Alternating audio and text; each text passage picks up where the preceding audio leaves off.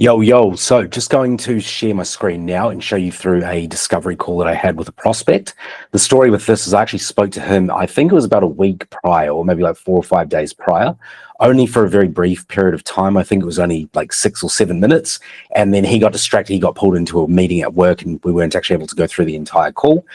So that's why with this one here, I kind of jumped straight into the discovery without doing the upfront contract or positioning the call. But let's get started anyway, and I'll break it down. It was very brief, but you mentioned obviously you're not able to really make the momentum that you were able to do in Sydney. You've been there for a few months now. Obviously, you were hoping to build momentum. So just before I continue here, you can see that I've jumped straight into pain.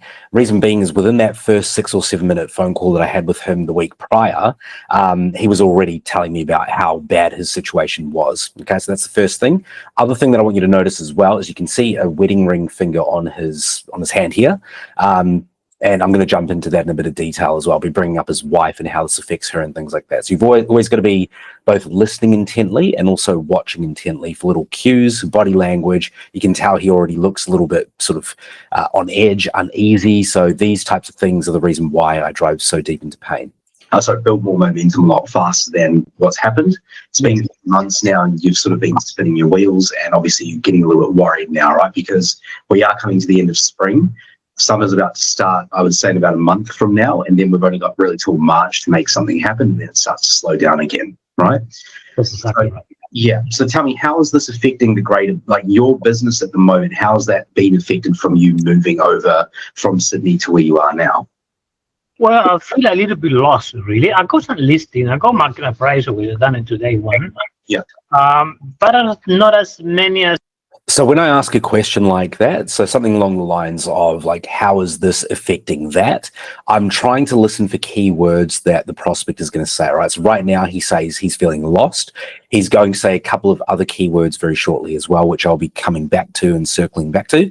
The reason being is we're trying to get as much pain out of our prospects as we possibly can, right? So words like lost and worried and concerned, things like this. This is ammunition for us as salespeople because it's going to help obviously strengthen our case as to why the prospect should be working with us. It's supposed to be.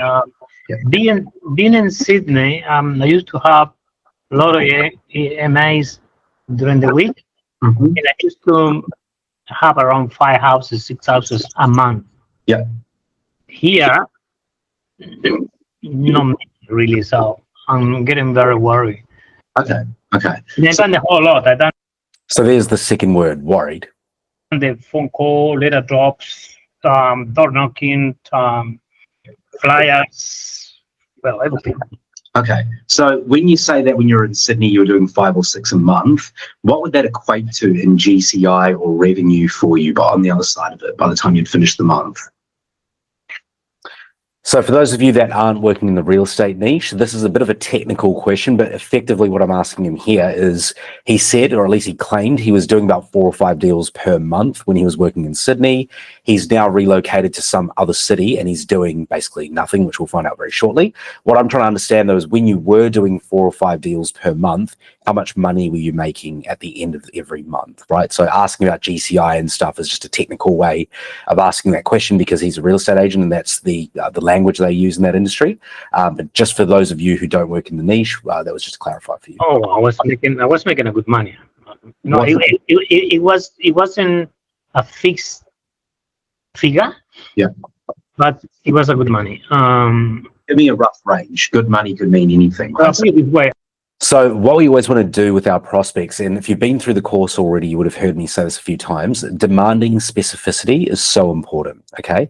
What the prospect is doing right now is he's being very wishy-washy and very vague around how much money he was earning. And for me, I need to know specifically what that number was when he was in Sydney, when he was at effectively what was supposed to be the peak of his career, because I'm trying to build a huge gap between where he was and where he is now. And the only way I can do that is by getting a number out of him. Now you can see we're about 2 minutes into the discovery at the moment. I haven't got that number from him yet. I have to keep on probing and probing and probing until I eventually get it. I bought a Mercedes cash. Okay, give me a number though, because so now he said he's brought in serious cash, right? He says he was doing really well. Now he's brought in serious cash, but he's not giving me a number. I want to really understand, like, what's the severity of you making? here is a little, here is a little bit different. Yeah. Here I think I want to reach at least 100,000. So prospects will do this a lot of the time. When you ask a somewhat of a confronting question, I think direct is a better word. So it's a very direct question. It's like, how much money were you earning? How much money are you making now? Prospects will many times try and deflect the answer to the question, right? And what he's doing here is he basically said, I was earning big money. And I said, okay, well, tell me, like, what does that actually mean? Now he goes, oh, you know, my goal is to earn 100K. And he's answering the wrong question. I haven't asked him what his goal is because frankly, I don't care what the goal is right now. Of course, I'm going to get there soon. But right now, I just want to know, where were you, right? Because he's telling me the goal is 100K, but you're going to find out very shortly that he was earning a lot more than 100K. So his goal is not actually 100K. That's like his first level goal. His goal is really to be back to where he was and obviously better than where he was. So, okay. Maybe 6 months, should I say? But I don't know. I just want to get the figures slowly. Yeah. So you want to reach 100,000 in the next 6 months. Where are you right now? 20. 20. Okay, so you're 80K short, and we've really got. Okay, so we really need to make sure that we do this, right? So he wants to focus on the 100K goal, and he doesn't want to tell me where he was. Okay, and I'm going to loop back to where he was very shortly. But what he's done now is he's told me my goal is $100,000. I'm only doing $20,000, right? So now my job as a salesperson is to try and really stretch the gap between where he is now and what his goal is. So basically 20,000 to 100K, and then stretch it even more once I find out where he actually wants to be. 6 months between now and April, right? So we need to get 80 grand in 6 months. Where did you used to be when you were in Sydney, roughly? You don't have to give me an exact figure, but when you say big money, I want to know what's big money. Oh, I was making, wow, maybe $300,000. Okay. So there we go. We got the number out of him finally, $200,000 to $300,000. So it took only another minute to get it out of him. But of course, these discovery calls, they can feel a lot longer, particularly when you're going back and forth with prospects like this. So now he's just told me he's doing $20,000, but he used to be doing between $200,000 and $300,000, right? So watch what I do next. A year, sometime more. So quite literally 10 times the amount that you're making now. Okay, and I said that on purpose, right? I need him to really understand the severity of the problem he's in. He's only earning 10% of what he used to earn, which means now there's a 90% gap, and that is very, very significant. It's not he's earning half the money he used to earn. He's nearly earning nothing compared to what he was earning, right? So it's very, very important that he knows that, and the best way for him to understand that is by quantifying that metric and saying it's actually 10% of what you used to earn. That's correct.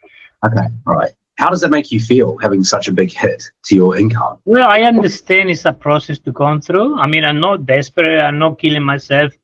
I know I'm a little bit disappointed, should I say. But considering in Sydney, I worked 17 years in one area. Yeah, that's right. So obviously, people knew me a lot. And, you know, over here, no one knows me. So I had to spend the time. I've been there already. I've been here already, spending the time around 6 months. Yeah. My name there and go all under my cost. Yeah.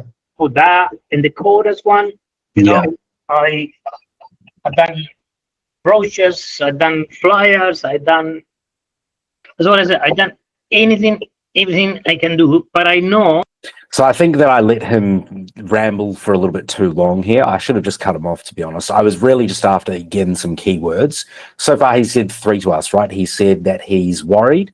Right now, he said he's a little bit stressed. And right at the start of the call, he said whatever else it was. I think it was concerned was the keyword. So we're trying to stack as many of these keywords as we can, because again, on a subconscious level, this is then going to help him understand like how bad the situation really is. The more sort of words that are not positive, so I guess let's call them negative words that he's thinking of in his mind to describe his situation, is going to make it a lot easier for us to be able to get our deal across the line, because we're going to come up against a lot less friction. Oh, I know I'm not blind, and I know I'm new here. Sure. So obviously, it will be not the successful that I have in Sydney. Yeah. But yeah, I understand that. Yeah. So do you have a like wife and kids, or what's your family situation here? Well, I just got married 3 years ago again. Congratulations. Yeah. What does your wife do? Say it again? What does your wife do for work? Okay, so two things here. Number one, just to loop back to what I was saying before, I already saw the wedding ring on his finger. So that was why I wanted to bring up the wife. And I'm not asking this question for no reason. Okay. Again, everything that I ask here has purpose and intent behind it. I'm asking that question simply because I want to know, is the wife objection going to come up later on? All right. So that's the first thing. The second thing is I then ask, what does your wife do for work? And that again, I'm not asking for no reason. I need to understand what she does for work because, for example, if the wife is a surgeon, right, then that makes my life a lot easier because I'm selling to the real estate niche where these guys are working on commission only. Right. So if his wife is earning a whole lot of money and he's only earning commission, well, then it's very unlikely that he's going to give me the wife objection because it's very unlikely that actually he's the breadwinner and she might be. Now, if the wife, for example, was, I don't know, working at McDonald's, and there's no hate on anybody working at McDonald's, but I'm just giving you an example, the chances are she'd probably be on a lower wage or a lower salary, and therefore she'd be a lot more him and his income, and the fact that he's working on commission only would then bring up more objections later on. So these are the reasons why I'm asking the question. I'm trying to essentially map out what the rest of the call is going to look like, and I've got to be very strategic with how I loop the wife in and sort of start pre-handling the objections. She have a nail shop. Okay. All right. And how is this affecting her? Because obviously now with you having less income, it's really pretty much. She doesn't affect much, but she can. You okay? Yeah, I'm good. I'm listening. I've just got two screens going in front of me at the moment. Okay. So yeah, so she doesn't affect much to her, but she see me. Yeah. In that's why I said not desperate, but worry. Worry. Yeah. So obviously, as a wife, they have to be, compromise and understand, and she's worried a little bit too. She's comfortable here because she's come from Vietnam. Okay. So she do actually. She's a great support. So I needed to get as much information out of him from the wife as I could. And as soon as he told me that the wife was from Vietnam, that already started to ring alarm bells in my head. The reason being is typically in Australia, where I live, when somebody is from just any sort of overseas country, they need to be on something called a partnership visa, which means they can typically only work limited hours per week before they're no longer allowed to work, right? So again, I'm just thinking like from a logistical standpoint, will the wife be reliant on this prospect for income? And right now when he tells me this, I start to think yes, she probably will be. Other thing as well is she owns her own business, which is a nail shop. So as business owners, we are basically all on commission only, right? You only get the money, you only earn what you earn. Basically, you only earn whatever sales you make. So that right there started to ring alarm bells in my head, and I had to already start to think of some sort of objection handlers, which were going to come on later on down the call. To say. Okay. But that's what I say. I'm not desperate. I'm not in the bad mood, and I know disappointed a little bit. But I know everything takes time. But Sure. I just want to miss out the good time. That's right. Yeah. I don't want to mix the good time in one next year and miss out this year. That's right. And everything takes time, Rick, but you've been here for 6 months now. It shouldn't take this much time to only get to 20 grand. I think you can agree with that. You know what I mean? Yeah. So is your wife supportive of you in your business and making sure that you do everything you can to make the money and help support both of you? I've got another little business. I've got a cleaning company. So the revenues come from there, really. I've got people working for me, around 7-8 people working for me at the moment. Yeah. And my wife supports me in anything I do. She's not pointing the finger to anything. Good. But she see me worried. She see me a little disappointed. And so that's what continue. This prospect here, I can tell just by reading his personality,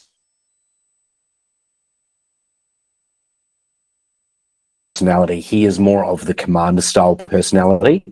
So what that means is he's more direct in his communication, but he's also a little bit more closed off. And once you go through that sort of course material, or those modules that I've created as well, you'll be able to start to read personalities a little bit better and have a better understanding as to like what types of questions. So when I'm asking him things like, how do you feel? How does your wife feel? He's very closed off and he doesn't want to give me too much information. It's very typical of a commander personality to do something like this. Normally the reason for that is because they're not thinking too far into the past, right? They think more into the future. They're more goal oriented and they want to really just focus on like winning and like what the big picture looks like. What I'm trying to get him to do here right now though is look internally and look into the past, even if the past is the last 6 months, and really reflect on that and understand like, why are you in the position you're in right now of only being 20% towards your goal being 100%, 100K, or of only being 10% towards your overall goal being 200K, or even less if we look at it to be 300K. So you can tell just by looking at his body language, he's not super comfortable answering these questions. He's a little bit more closed off. He's a little bit going like this and things like this. So you've got to really be able to understand and read your prospect's body language when you're asking these types of questions, because they're not super easy to ask. Impact questions don't come up in day-to-day conversation, as I've said throughout the course material. So you've got to just get used to prospects closing up a little bit more, particularly when they're going to be this type of personality style. Then, so when she sees you disappointed, is she do you have conversations with her to tell her like, this is what's going on, I'm not quite performing to the level that I want to perform and it's sort of affecting me a little bit mentally now? Like, how do you have those conversations with her? Well, I'm telling her what I used to be before, and I'm telling her what I am now, so she understands the situation at the moment. So this was gold when he told me this. Like, just before I was telling you that alarm bells were going off in my head, now it was like alarm bells, but in a good way, right? Because what he's essentially done is he's told me that he's had a conversation with his wife where he is now validating himself to her, right? So he was telling her, oh, baby, I used to be amazing in Sydney. I was earning $250,000, $300,000, $400,000, $500,000. I used to be this big shot real estate agent. He's trying to create this identity to his wife, which she is now seeing something which is the complete opposite side of the spectrum, right? Now, the fact that he's opening up to me like this, I thought was really, really good, because again, he's just giving me heaps and heaps of ammunition, which I'm going to use later on. Yeah. How does it make you feel? Like, you're disappointed and worried, I know that, but like internally, just knowing that you could and you should be doing better and you're not, and your wife's seeing you go through this, how does it feel? I will tell you, more than anything, I get worried because it's been 6 months and I should have a better result. But the result is not there, and compare the time I spent. That's right. You know what I mean? So because I know everything got a balance. So you do this much, you get this much. You do little, you get little. But I've done a lot and get little. That's made me disappointed. That's what I'm doing wrong. You know what I mean? Yeah, it's not about doing this much and getting this much, Rick. It's about doing this much of the right thing and then getting this much. Do you see what I'm saying? Do you agree with that? That's exactly right. Yeah. And would you agree that right now with the letterbox drops and the door knocks and stuff, it's not working, right?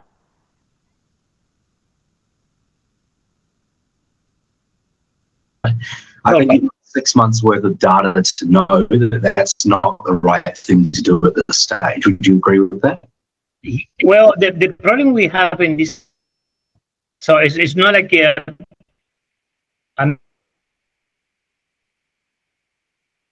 so when there's no data, I've been working in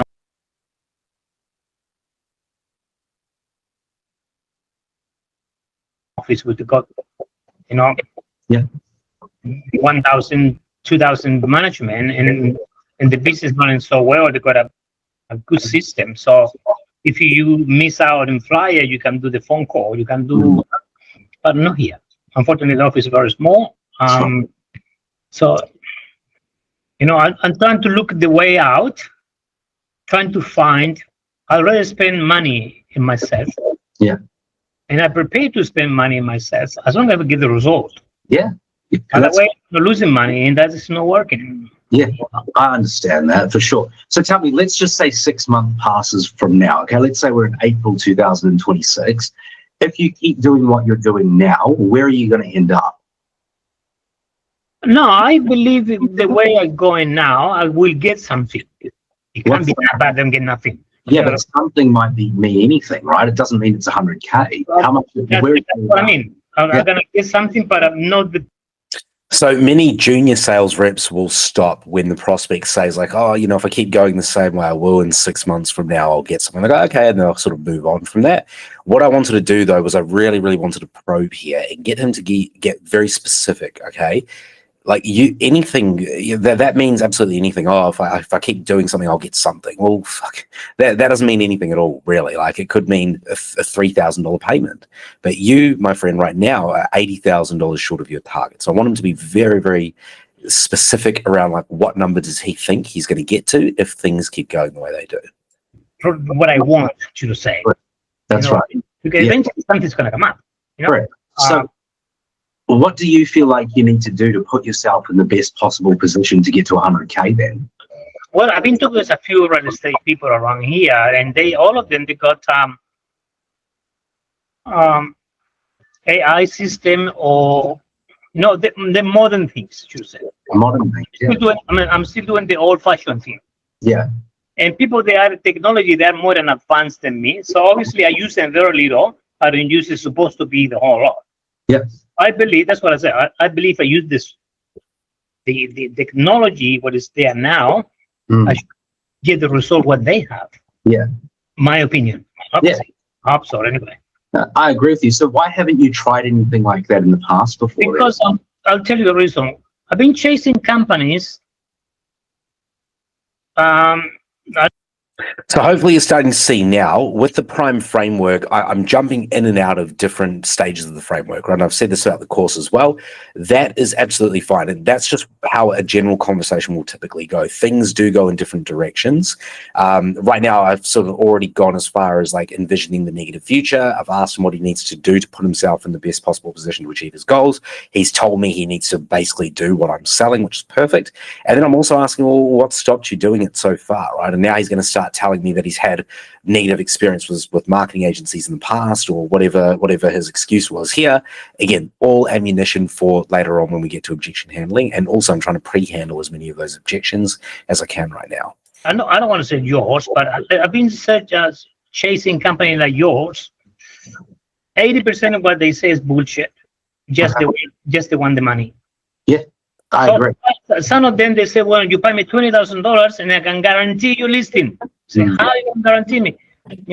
So I don't want to spend $20,000, $10,000, whatever the money is there, when I'm not going to get a result. I'd rather for me to spend in flyers. I can walk myself and I know the job has been done. Yeah. But I've been, this is what you're doing to me now. I have maybe 3 or 4 a week. Yeah. And unfortunately, they all.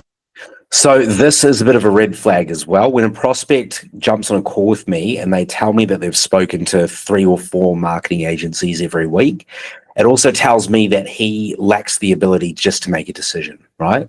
And a lot of them, many times what they'll do is they will rationalize it to themselves that they haven't quite found the right marketing agency to work with or the right partner or whatever the case is. A lot of that could be true, but a lot of the times it's also paralysis analysis. It's because they've spoken to so many different agencies and had so many different offers that they are now overwhelmed and confused, and they can't even remember who offered what. They just remember that they never found the perfect solution. And ultimately, the perfect solution does not exist, right? There are just better solutions than others. You're always going to have to give something to get something, and that's like a mindset thing which this prospect needs to understand. But when he tells me that he's jumped on so many calls and not made a decision, that was when I started to have alarm bells go off my head. All of them, and I don't say you, okay? I think you are very honest, and then I think you got a different system. But the majority of them, they just don't care about me. They care about the money I'm going to pay them. So I'm not stupid. I've been in the business for 22 years. So I know exactly what I'm saying. When the people talk rubbish, my radar is getting very quick to rubbish. I say, okay, I'll call you back. Don't call me, I'll call you. I'll never call. Yeah. You know what I mean? So, but But that's what I just want to find out, a good company that can help me, So we're working together. You making money, I'm making money. You making money, I'm making money. You know what I mean? Partnership at the end of the day, Rick. That's what we want for you as well, right? We want to work with you on this as a partnership, so both of us are winning at the same time. So you said you want to work with a good company. Can you define, what does that mean, a good company to you? What exactly? So always make sure that you, again, demand specificity and get them to define when they say keywords, right? So again, he just said he wants to work with a good company. That could mean anything. I want him to now tell me what a good company is, because this is going to be future pacing. So envisioning the positive future from a service and a solution standpoint. He's got to be able to tell me what he wants, so that way I can present that exactly to him when I go to my pitch. Exactly are you looking for? First of all, to be a good company, you have to be honest, people. Yeah. Don't say I'm gonna get 10 listings in 2 days, because it's not gonna happen. Mm-hmm. You know what I mean? I'm not 15 years old guy that's exciting. Oh my God, really? No.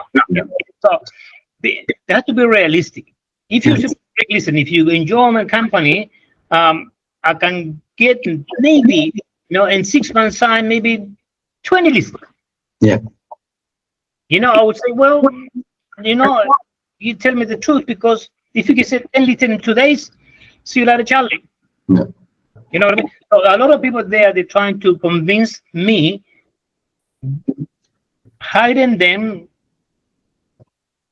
and promise me to will get many listings so I can make a lot of money. Mm. But the rubbish comes out of their mouth. It's just not right.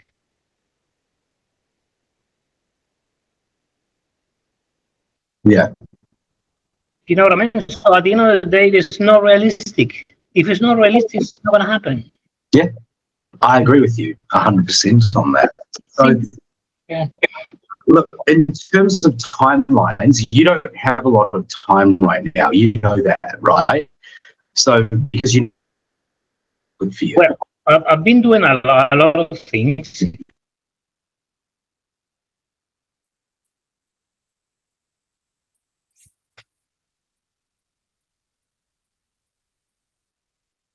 And a few things is coming, which is, I'm glad. So, Right. Sandra's sword is coming. Yeah.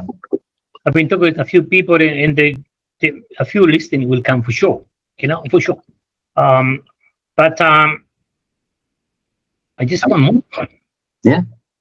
Not a quantity we can achieve, a quantity which can make me feel more comfortable to do things, and I know if I get more lead, I know the conversion is not 10 out of 10 possible. You know what I mean? There's a lot of competition there, so probably the conversion is maybe 1 out of 10. So I need to have 20 to get 2. Yeah. You know what I mean? Yeah, for sure. Look, like I was saying, 100,000 GCI, that is still only 1/3 or even 1/2 of what you used to do. Do you know what I mean? Definitely. So you're doing 10% of that now, and you're going to maybe, at best case scenario, push it to 50%. I think you should be aiming for 100K GCI as a minimum, absolute minimum by April. Really, you should be going for more than that, because you can do it. You've done it in Sydney. Sydney's a way bigger city than where you are now. Do you know what I mean? So what I'm trying to do here is really, really stretch that gap for him, right? Because again, in his mind, he had 100,000 being the goal. I'm trying to tell him, no, you need to go for more than 100,000. 100,000 is the absolute minimum. And now what I'm doing is I'm giving him this identity. Hey, mate, you used to be like this big shot real estate agent. You used to smash it in Sydney. Sydney's way harder than we are out right now. Trying to kind of like fuel his ego a little bit, just to bring him back up a little bit, right?